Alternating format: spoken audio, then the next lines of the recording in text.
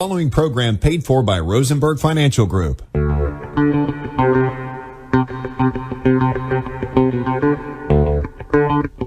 Providing live finance advice since 1993. It's time for Your Money with Steve Rosenberg, Sherri Goss, Randy Goss, and Becca Wilton. To participate in today's program, call 478-742-0940 with your financial questions and comments. And now, live from the Macon studios of News Talk 940 WMAC, it's Your Money. I can't hear a thing. You can't hear a thing. No, there you go. There Stevie. we go. He pushed a button. Good morning. Yay. Good morning, Middle Georgia. Happy 4th of July weekend. I hope you're going to go do something fun.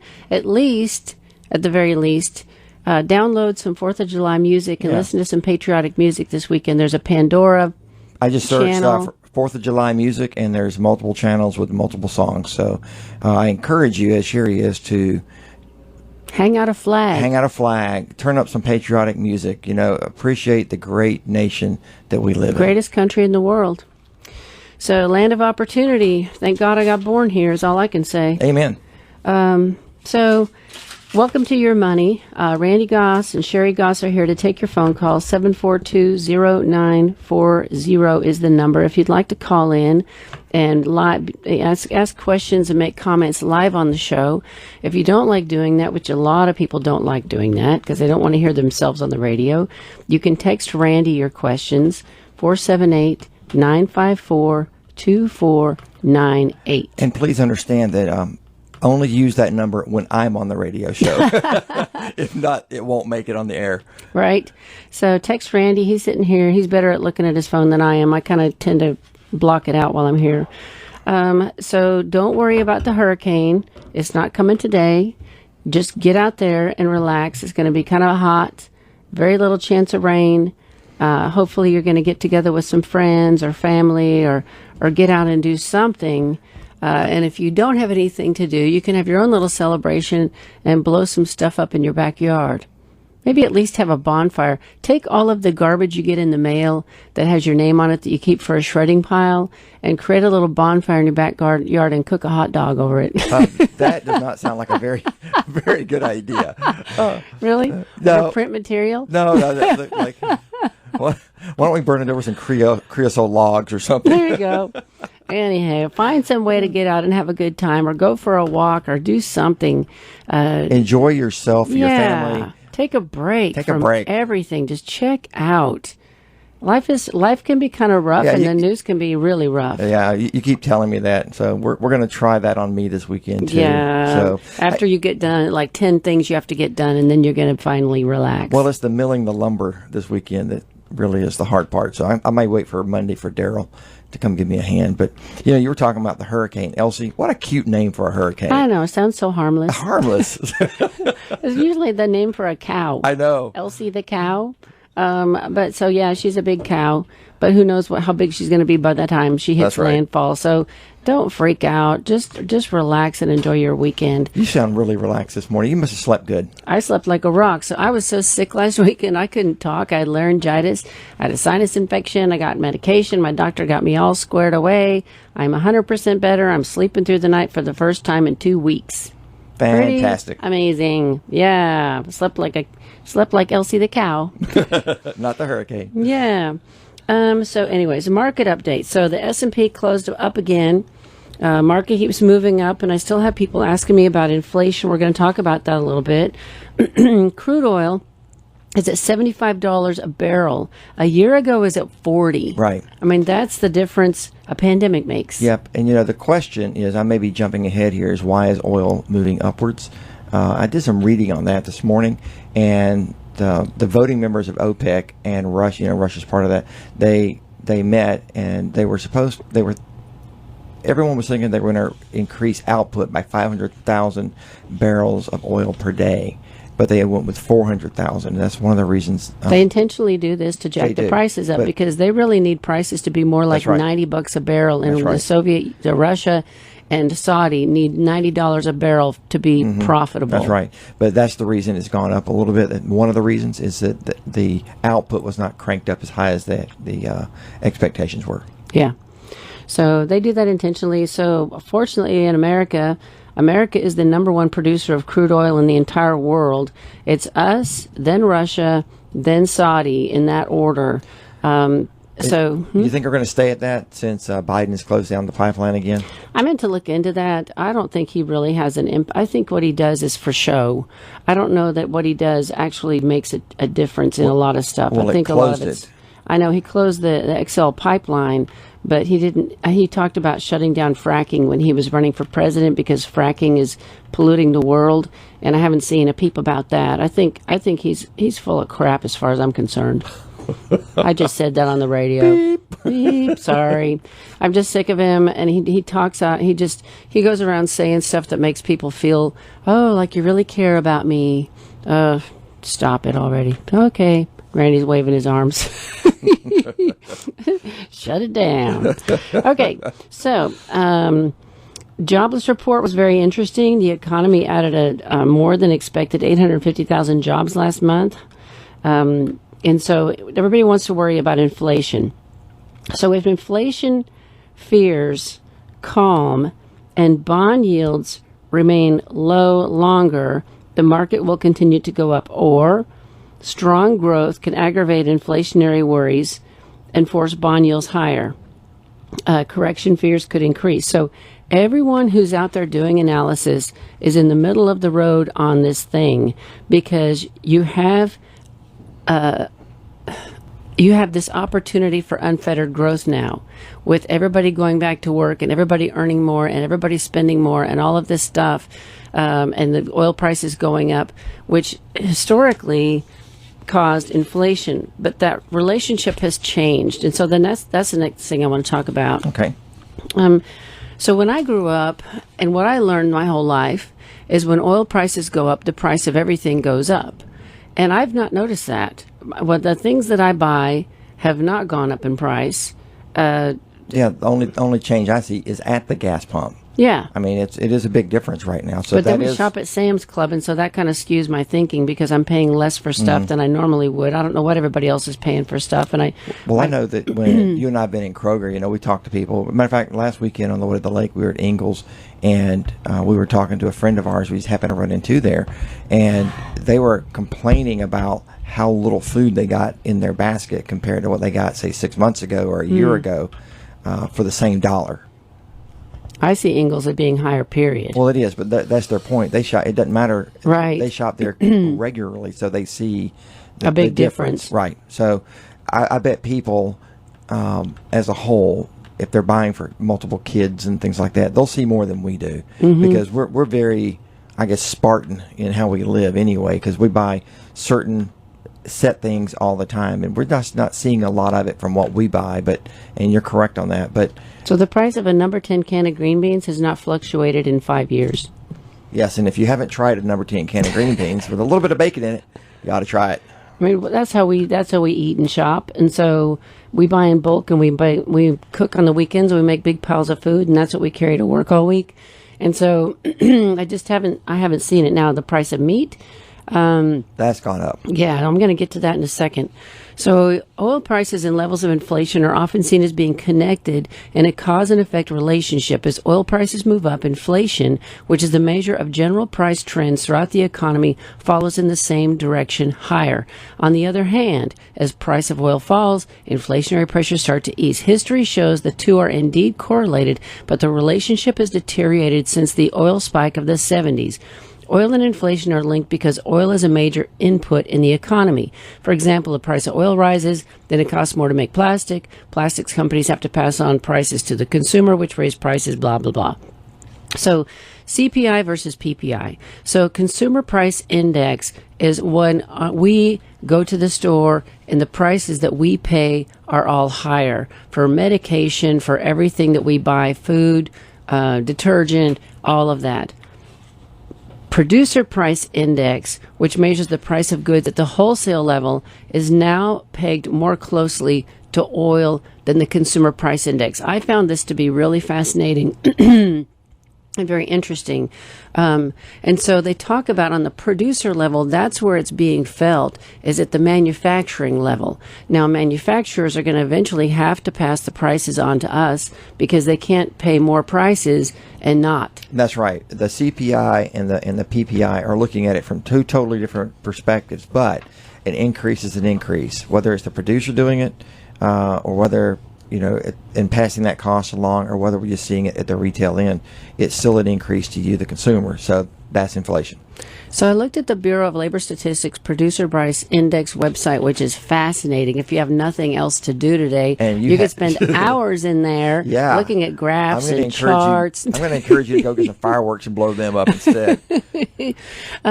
So the most interesting thing that is up the highest is grains.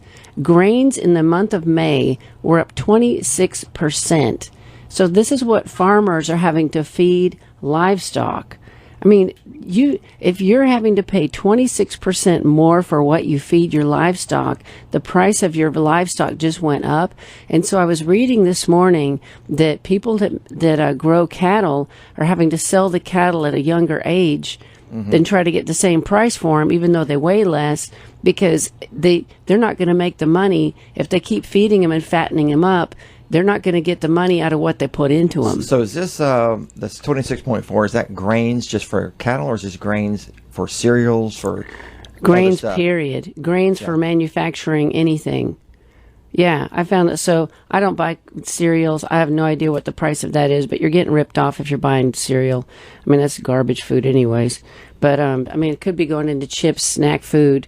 Also, I mean, it could be going into everything. So if you see, we don't eat hardly any bread. We eat, we don't eat any processed food. And so I don't even go down those aisles. And so I have no idea what people are paying. Once in a while, I'll get a bag of chips and we'll have some guacamole. But that's about the extent of it. Yeah, I mean, unless we go out to a pizza like we did last night over at Ingleside Village. Which was pretty good. Amazing. But so it's interesting that this is where it's going to start. Diesel fuel was up 9% in May, so that's going to affect farmers huge. Anybody else that's doing any kind of construction. Lumber was still up 15% in May. Even though the prices have dropped. Meat was up 4.5%.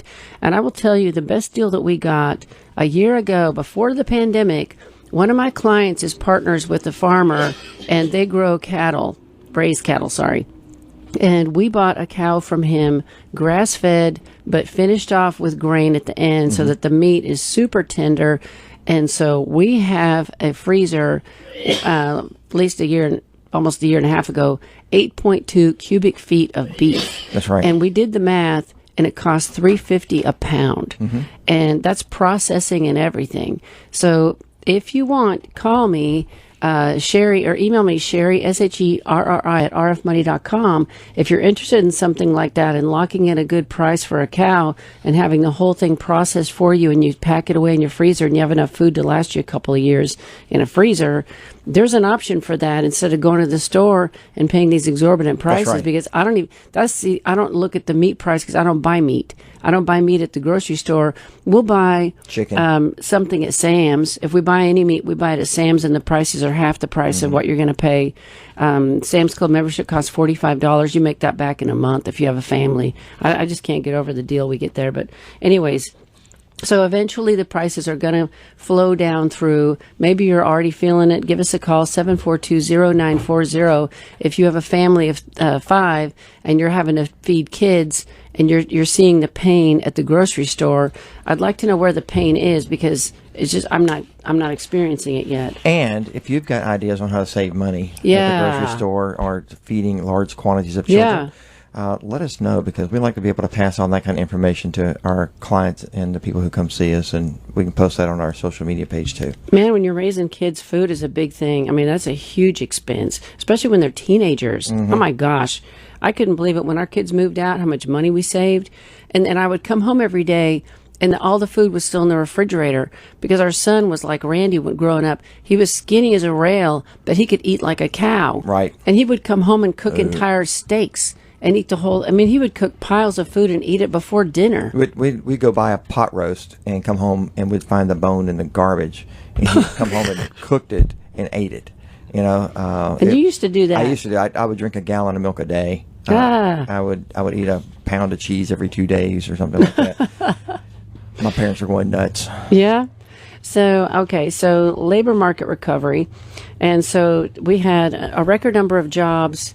I don't think I mentioned that. Where was that on my sheet? Economy added 850,000 jobs last month, higher than expected. And so, but there's still some things holding back the labor market. It says most of the jobs are happening in the leisure and hospitality sector because everything's opening back up.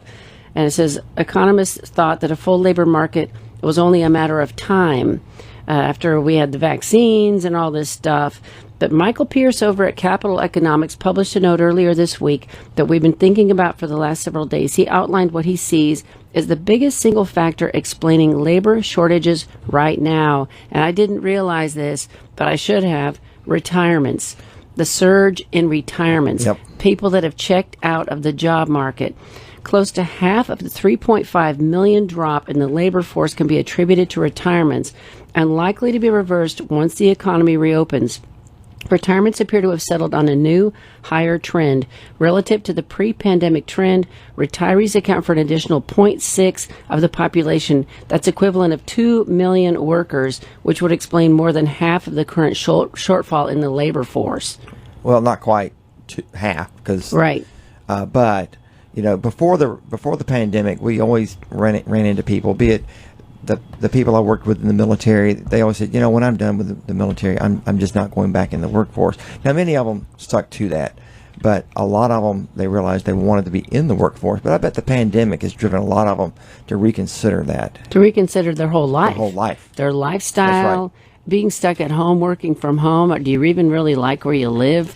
Do you like your spouse? Yeah. Do you like your pets? A lot of people that do you we like talk your to, car? right? They downsized. They have streamlined their life, so they don't have to have that dual income, which Yes. is pretty cool. And when you can sit back and have that time to do some self-reflection, which a lot of times that's what we miss. We miss that Because we're too busy. That's right. We put too much in our schedule, like I do, and we don't have time sometimes to analyze the things that maybe are more important than what we're working with. Yep.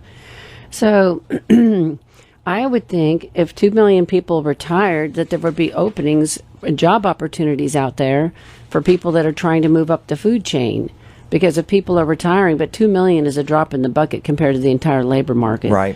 But I've had clients, I have the opposite thing happening. I have clients that planned on retiring last May that have still not retired because they're stuck in jobs that are essential in healthcare.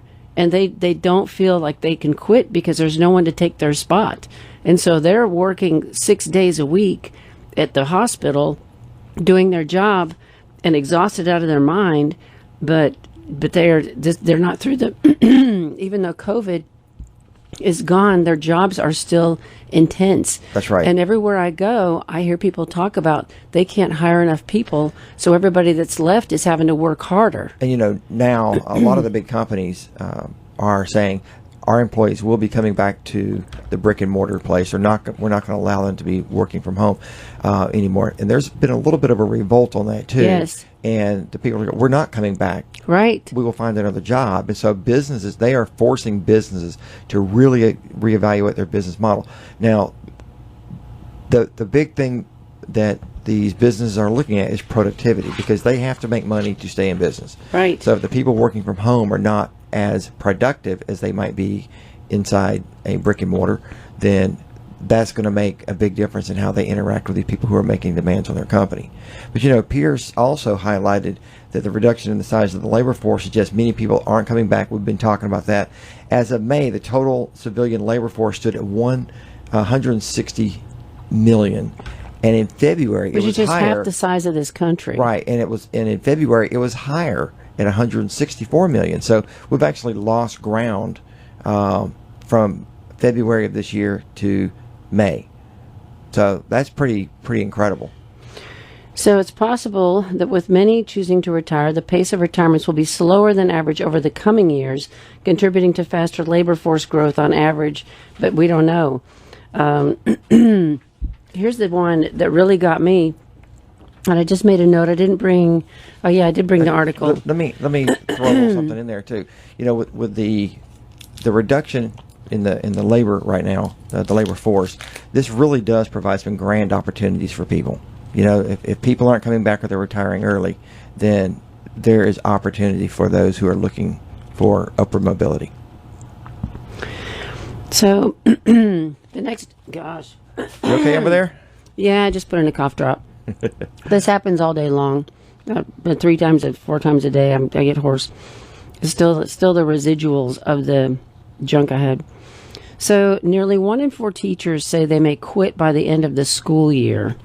Stress levels for U.S. teachers were high before the pandemic and have only gotten worse. Sorry, you don't have that? No, you're good. You don't have this one? I have it. I said you're good. Okay.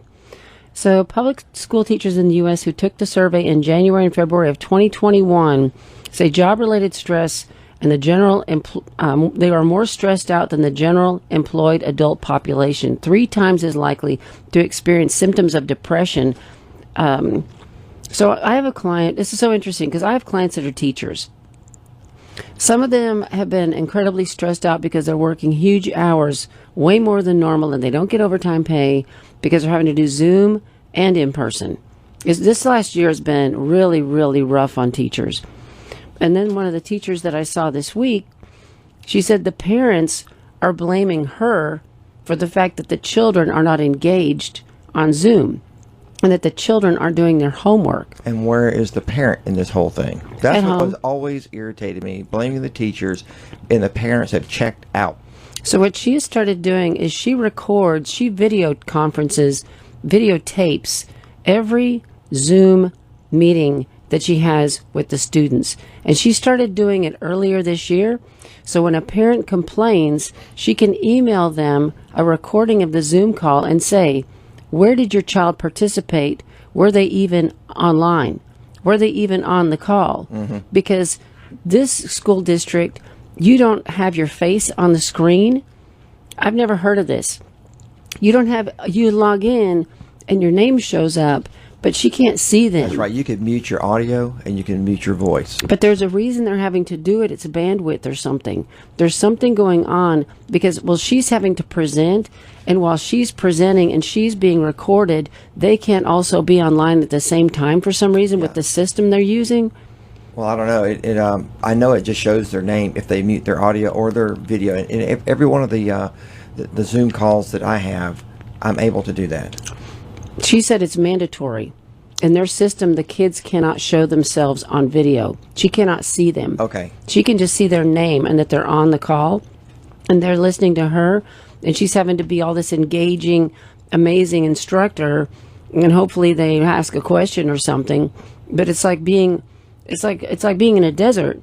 You're teaching to a group of people you can't see. She said it's incredibly difficult to be this engaging, super excited, a person that's wanting to make a difference when you can't see who you are talking to. And then she said that the parents will come back and say, well, he didn't get anything out of that, or he shouldn't have failed that test because he attended all the sessions. And so she'll send the parent the thing and say, take a look at this. He never asked a question. Was he actually on the call, or did he just log in and then go play video games? Right.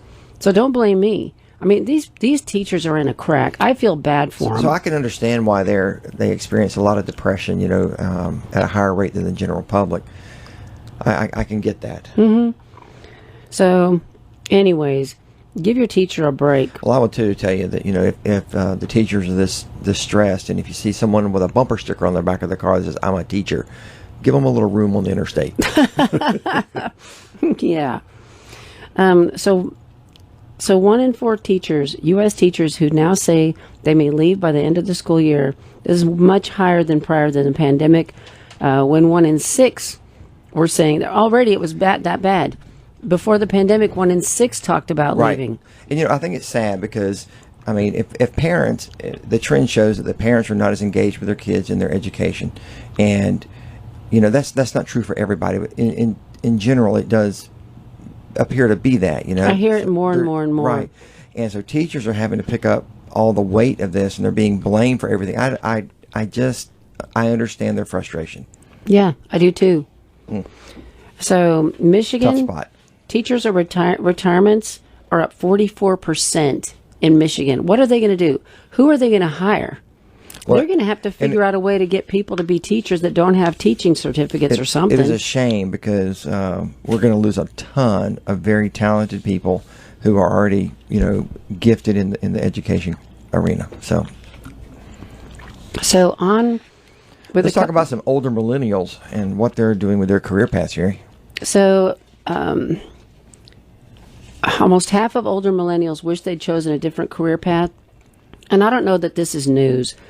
I don't think it is. I think it's applied to every generation. I was in the same place. I was too. I mean, I went down a path, and it's like I studied the wrong thing in college. My master's degree ended up working out for me, but it wasn't the right fit for me. I kept trying different careers and trying to figure out myself, and it took me until my 40s to figure out what I was good at. CNBC did a report recently talking about the oldest members of the millennials have grown into adulthood amidst the backdrop of things like the Great Recession, COVID-19, student loans, stagnant wages, and rising cost of living.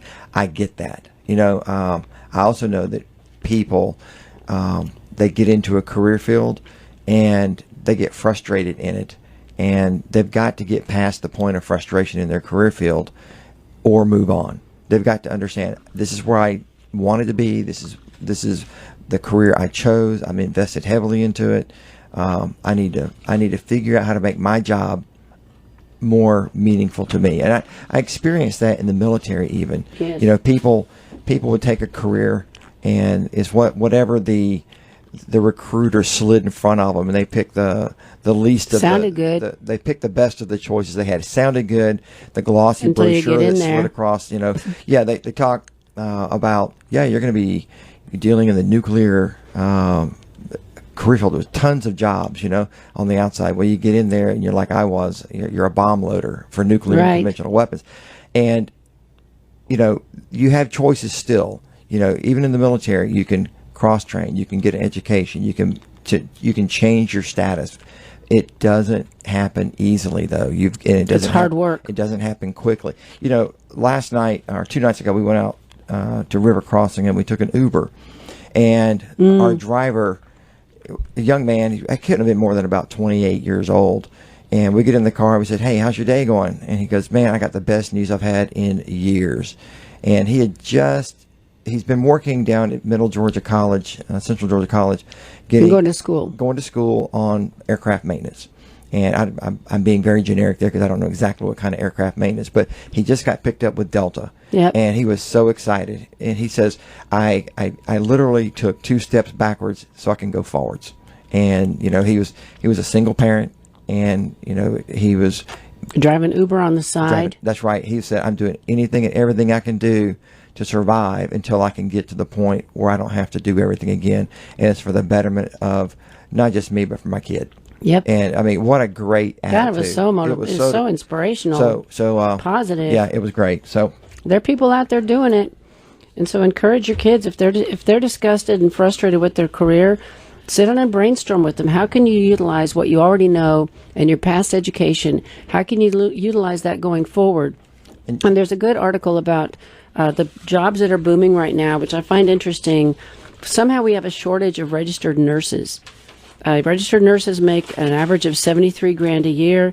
Yes, you have to go to school to become a nurse, but I know people that have done it on the side while they were working. Absolutely. What? Oh, I'm just thinking here. Respiratory therapists make 61. We have a shortage of those people. A lot of jobs. I mean, there's jobs everywhere that will pay $30,000 a year. You can pick that up anywhere, but. Sherri, I've had people say, I don't know what to do with my life. And these were younger people. They were people who were just getting out of high school, and my conversation with them always goes something like this. What is it that you want to do? And then they tell me. I said, okay, how are you going to make a living doing that? Are you going to be able to survive? Is that the standard of living? Because the average for that career field is this. Is that your standard of living? And people go, well, I didn't realize it didn't pay that much. That's my standard of living. What I want is this, this, and this. Well, then you need to start looking down that road now. you need to, maybe the thing that you love to do, it becomes a passion that you do, say, after hours or something. And, we talk to musicians down here in Macon all the time who are waiting tables.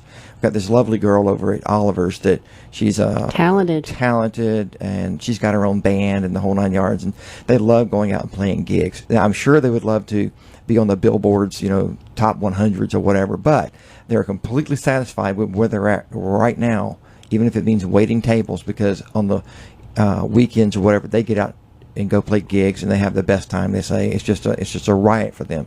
But if you're advising somebody that's young, I would encourage you to ask them, what do they want out of life? Where do they want to be 5, 10, 20 years from now? Yep. Do they want to have a new car every now and then? Do they want to be able to take vacations? Those are good questions that a lot of people, I know I didn't get that advice when I was in high school. Me neither. My parents didn't give me that advice. My dad wanted me to marry a farmer. He wanted you to be a secretary at one point. Then I wanted to go to school, and so he told me I could be a secretary.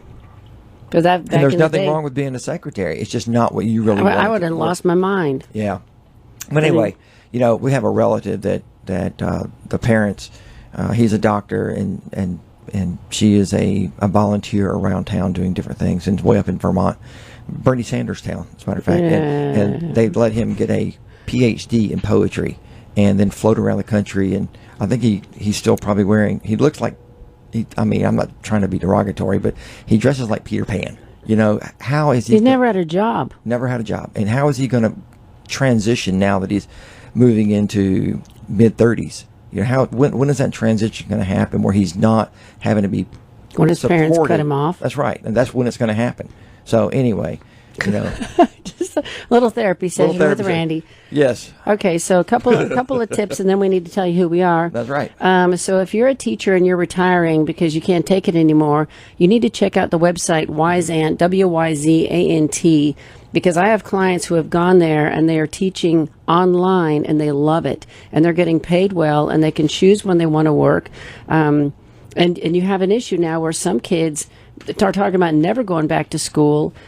I met with a couple this week. Their daughter started homeschooling the kids because their school was closed, and she's a teacher. She quit teaching and she started homeschooling her kids. Well, now she's attracted a whole bunch of other kids, and she's getting paid to teach all these kids in her house because it's what she does. She's a certified teacher, but she's doing a homeschool thing, and she's turned it into a home gig. Now she's not getting a pension, and she's not getting health insurance and all of those things, but she is doing a good job, and she loves it, and she's happy. So I don't know. You got to figure out how to make this stuff work. And then if you really hate your job, you need to go out to Glassdoor. Glassdoor has a great website where you can type in something you're interested in, your area, and see what pops up. But they will even give you resume writing advice. And so will, what's the other big one? I just had it in my head. I'm drawing a blank. Sorry. I'm drawing a blank, too. Not much help over here. Okay.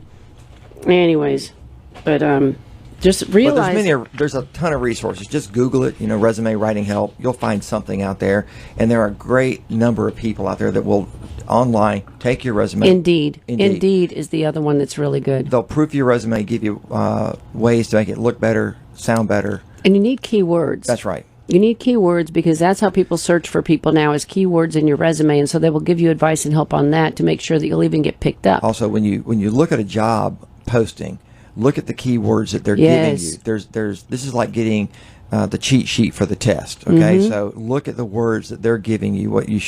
Those are buzzwords for you. Put those into your resume if they're true. Don't fake lie. the resume. All right, tell everybody who we are, sweetie. All right, hey y'all, we're Rosenberg Financial Group. It's Randy and Sherri here, and Becca's here on the weekends, and Steve Rosenberg is our the king. The king. So, but he's not here this weekend. But anyway, we are a fee-based financial firm. We have offices in Macon and Warner Robins.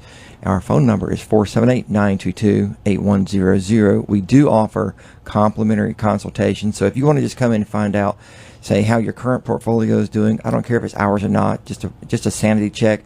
Or if you don't have a portfolio or an investment plan for retirement, come see us. Bring in all of your bills and stuff, and we can give you a down and dirty kind of approach to where you're at, how you're I doing. don't really want them to bring in all their bills. I want them to fill out the sheet that we email Well, them. that's kind of what I meant. Yeah, we have a sheet. You call in to schedule an appointment, and we will send you a summary sheet where you can log all the different your assets and your liabilities.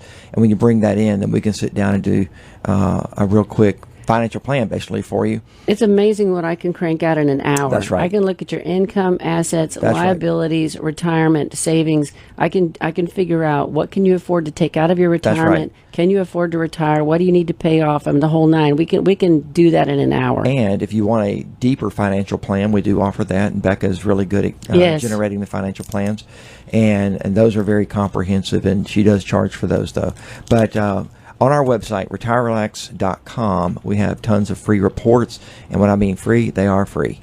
Okay, so you can download them, share them with your friends. And we have a great book out there that Sherri wrote many, many years ago, but we update it every year. It's called the Life Book. And this is a great place for you to record, all the things about your finances, your safety deposit boxes, stories from your family, and much, much more. It's an estate planning book. Yes, and Sherri does give seminars On the Life Book, on which the are Life really Book. fun. Yep, they're a lot of fun. But we are offering now, we're getting back into the seminar swing. So if you're an employer group or you're part of a social group or whatever, and you want a speaker, Church to come talk on finance, give us a call at that 922-8100 number, and we'll get you on the calendar. And we can design it based on what you want. That's right.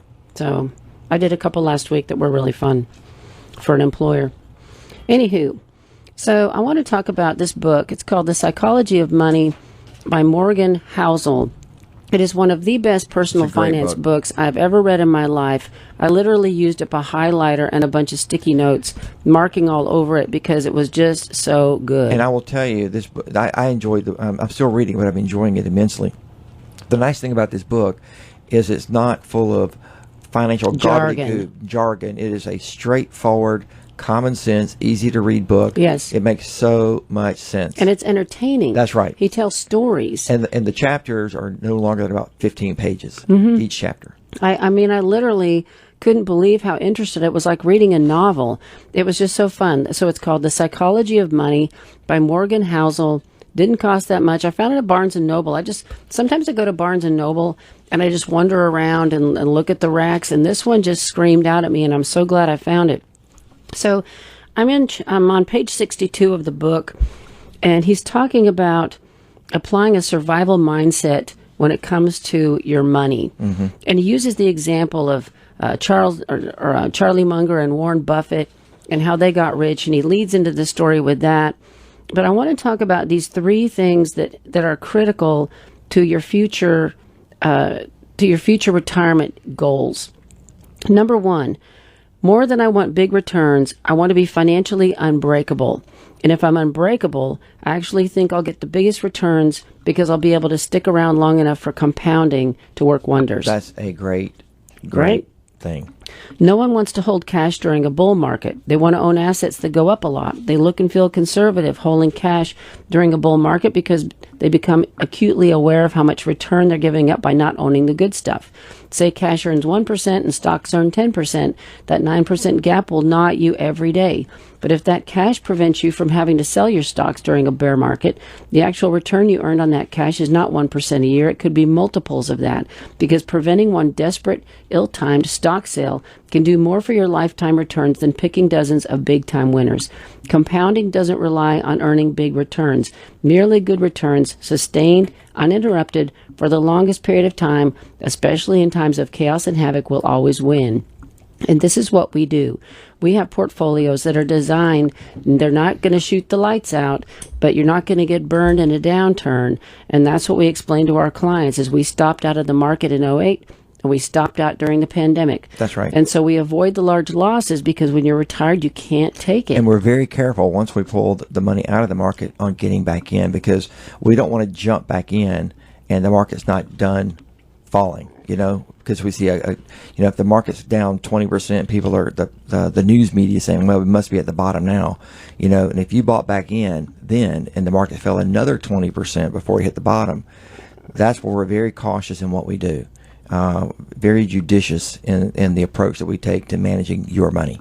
Now, I know people who are retired who are all in the market and they're just fine. They just don't look at it and they don't care because they're not dependent upon it and they're not living on it.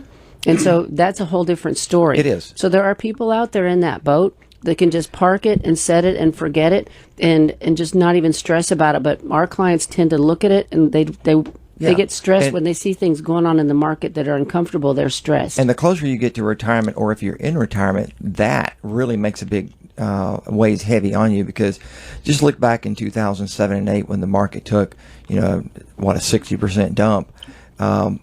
Those people were freaking out because they had just had half of their retirement portfolio wiped out. It wasn't wiped out. It only got wiped out if they sold, but a lot of people did because they just couldn't take the pressure. The other message in this paragraph is don't get greedy and lose your mind. Don't get greedy and sit there thinking, oh, I'm going to make $1 million and bet everything on something that doesn't work out, and then you're upset with yourself. That's my mantra. You need stop losses. That's right. That's my mantra when and I've taught that to our son that he's got a good return and he just wants to sit on it because he's listening to the news media and it's going to have great returns, far more than he would have been happy with if he had sold it at a lower price.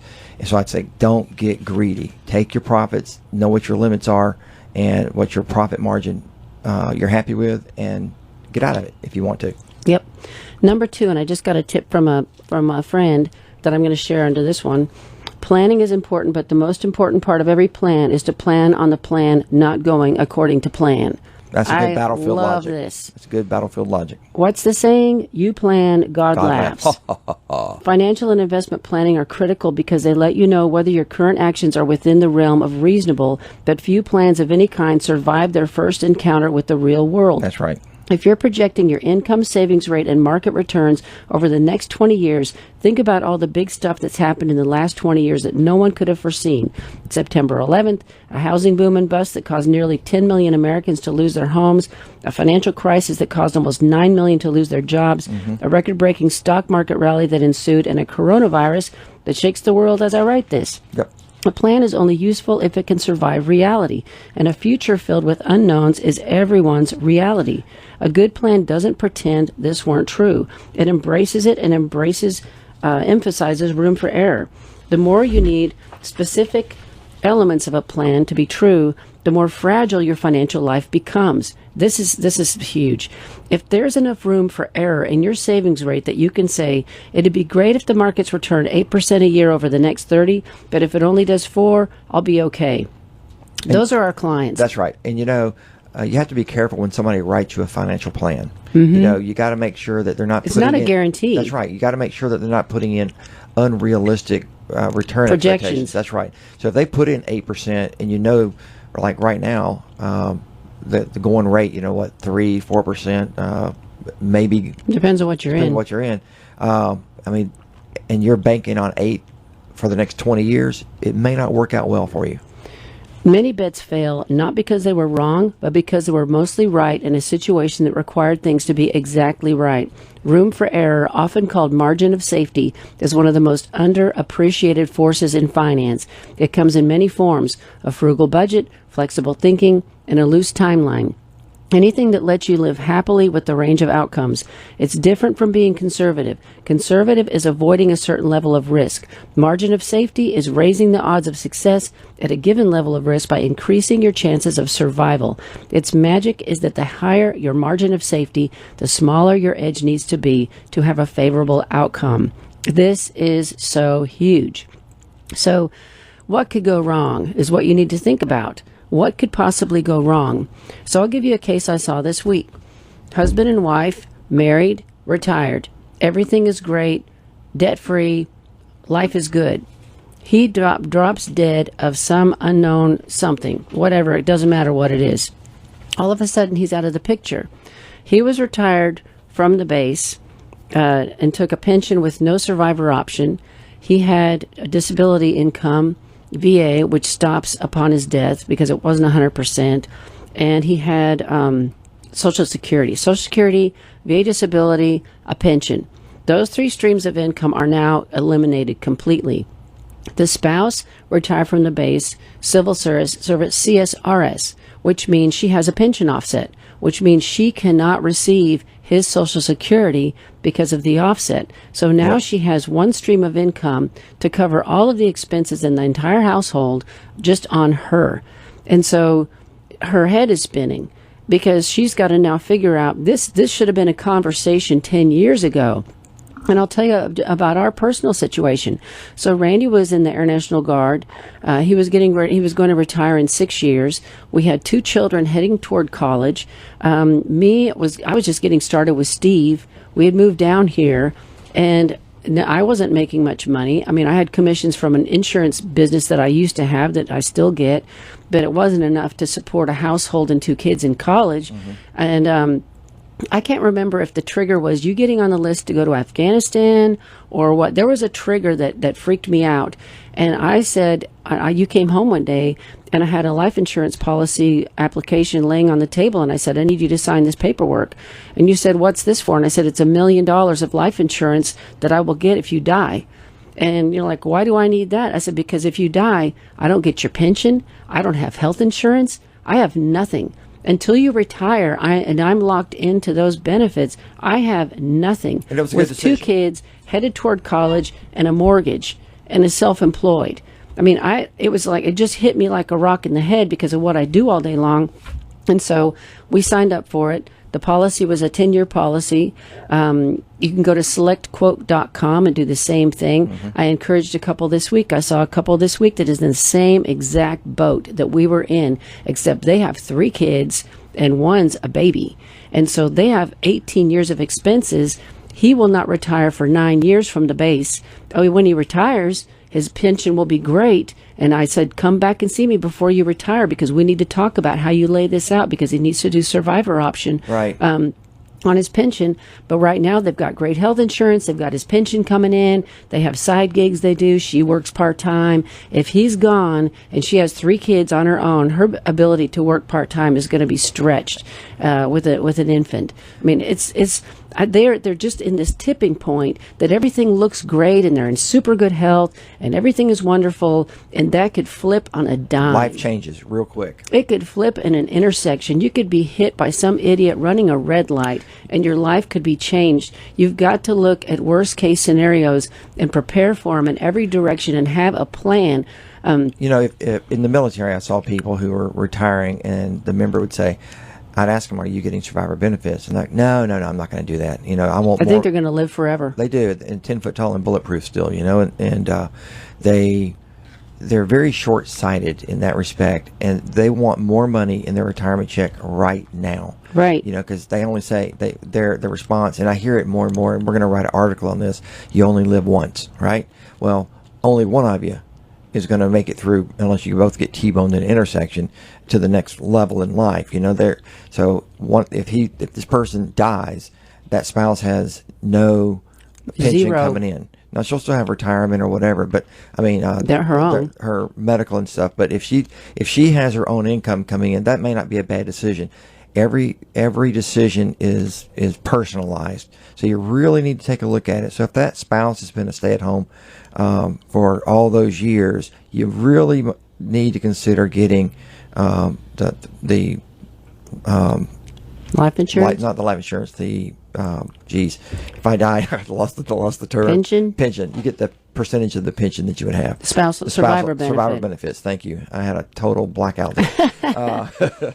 But anyway, every one of these decisions is personal, and you really need to take a look at your personal situation before you start saying. Worst case scenario planning. Yeah, that's what you're doing. Worst case scenario, you're disabled, you can't work anymore, you die, you leave your family behind.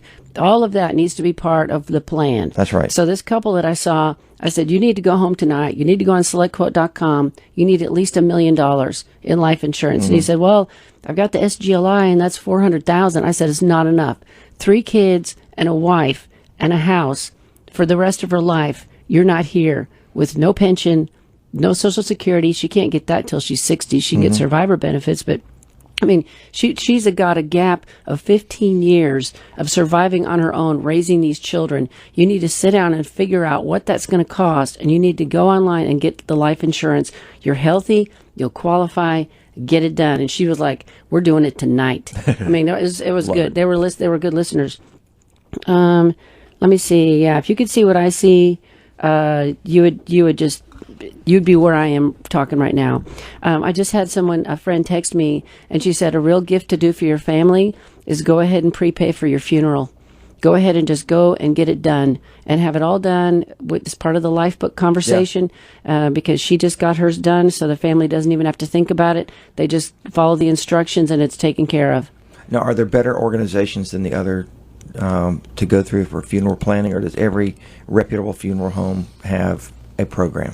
So I looked into this because Clark Howard is big on buying into these funeral societies, and I looked into it, and we don't have any participants in the local area that participate in that. They've changed the laws, and there's really two major corporations that run the funeral homes now. They're chains, and so if you prepay at one, it's going to be honored elsewhere. That's good. So even if you move, or your kids move, or you decide you're going to move to California, you're going to be buried out there, you just transfer it to a funeral home that accepts your policy out there.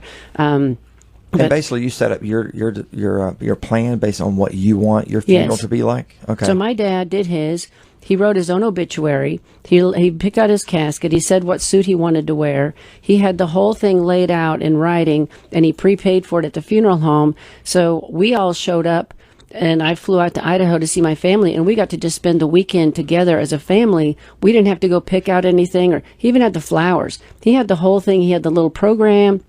It was all prepaid as part of this package thing that he did, and so we didn't have to do anything. Your dad was very progressive in that respect. Really? He thought it was amazing. I mean, some of the things that your dad did were pretty impressive to prepare for his I don't know kids. how he knew to do that, but he did it, and that was good. We've just got a few minutes left here. The number 3 in this chapter, a barbell personality, optimistic about the future but paranoid about what will prevent you from getting to the future, is vital. Optimism is usually defined as a belief that things will go well, but that's incomplete. Sensible optimism is a belief that the odds are in your favor, and over time things will balance out to good outcome, even if what happens in between is filled with misery. In fact, you know it will be filled with misery. You can be optimistic that the long-term growth trajectory is up and to the right, but equally sure that the road between now and then is filled with landmines and always will be. That's right. Those two things are not mutually exclusive. The idea that something can gain over the long run while being a basket case in the short run is not intuitive, but it's how a lot of things work in life. By age 20, the average person can lose roughly half the... I'm not going to go into that. But anyways, so, think about stuff that's happened to you that you didn't expect. The car accident, the whatever. It says, and these are some of the points. In the last 100 years... I think it says... Since 1850, there have been tons of events. You want to read them? Almost 100% of all companies that were created went out of business. 33 recessions lasted a cumulative 48 years. The stock market fell more than 10% from a recent high at least 102 times. The number of forecasters who predicted any of those recessions rounds to zero. Nobody predicted it, and it all happened. And those things are going to happen again. So realize they're going to happen again. So he says you need short-term paranoia to keep you alive long enough to exploit the long-term optimism. That's right.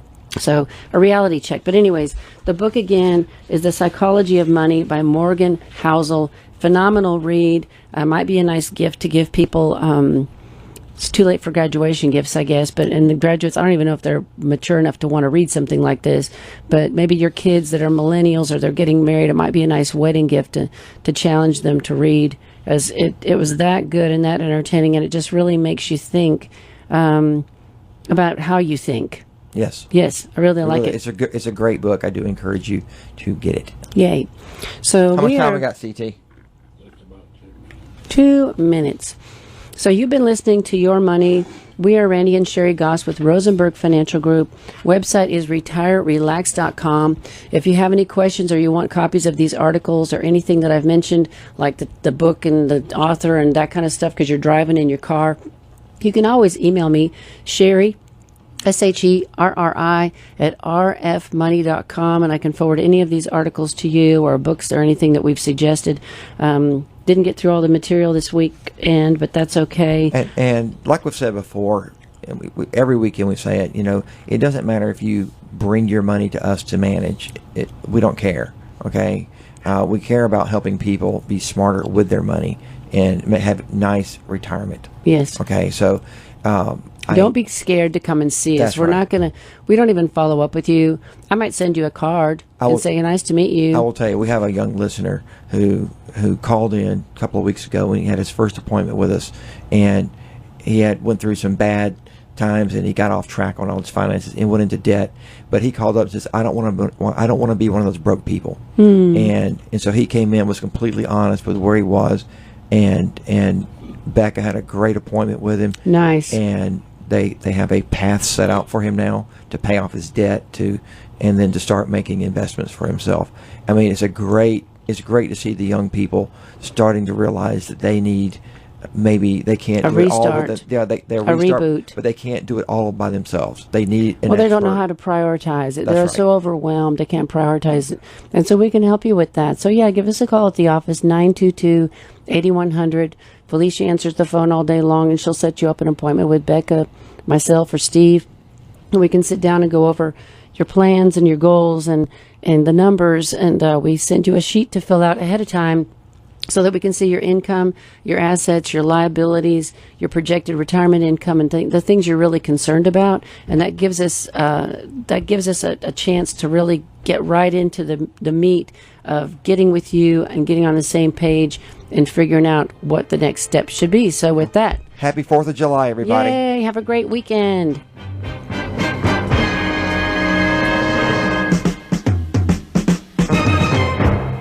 The views expressed on the show should not be construed directly or indirectly as an offer to buy or sell any securities or services mentioned herein. Investing is subject to risk, including loss of principal invested. Past performance is not a guarantee of future results. No strategy can assure a profit nor protect against loss. Please note that individual situations can vary. Therefore, the information should only be relied upon when coordinated with individual professional advice. Securities are offered through Royal Alliance Associates Incorporated, member FINRA and SIPC. Advisory services are offered through Rosenberg Financial Group, a registered investor advisor not affiliated with Royal Alliance Associates Incorporated. Offices are located at 2517 Moody Road, Warner Robins, and 4875 Riverside Drive, Suite 201 in Macon. Phone numbers are 922-8100 and 741-4457.